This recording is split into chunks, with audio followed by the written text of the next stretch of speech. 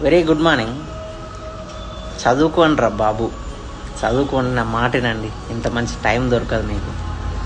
And one more thing, మీరు ఎప్పుడైనా books చదివేదానికి ముందే ఏదైతే ఎగ్జామ్కు మీరు ప్రిపేర్ అవుతారో దానికి ప్రీవియస్ ఇయర్ బిట్స్ ఉంటాయి.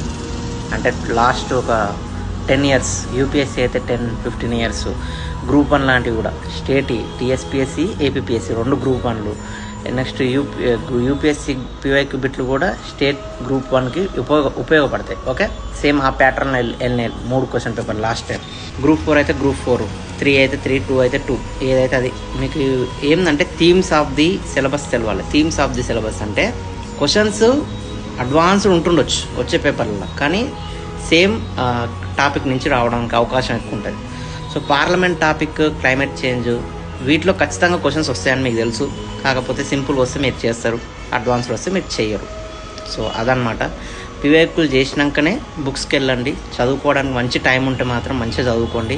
Those who or private job అవన్నీ ఉన్నాయో మీరు గో ఫర్ ఇట్. ఓకే, మళ్ళీ నోటిఫికేషన్ వచ్చినాకనే మీరు లీవ్ పెట్టుకోండి, ఎందుకంటే మీకు ఫ్యామిలీ రెస్పాన్సిబిలిటీస్ ఉంటాయి. Okay, obviously. సో అదనమాట. జాగ్రత్తగా చదువుకోండి, టైం వేస్ట్ చేసుకోకండి అసలు, ఎందుకంటే పోయిన టైం దొరకదు.